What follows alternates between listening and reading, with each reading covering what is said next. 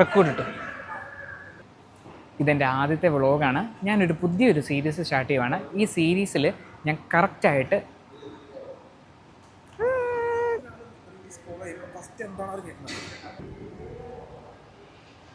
അയ്യോ സംസാരിക്കാൻ പറഞ്ഞു.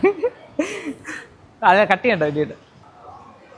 ഈ സീരീസ് ഫസ്റ്റ് വ്ളോഗാണേ. അതിൻ്റെ കുറച്ച് തുടങ്ങട്ടെ. കിട്ടുന്നുണ്ടോ വേണു? വാ.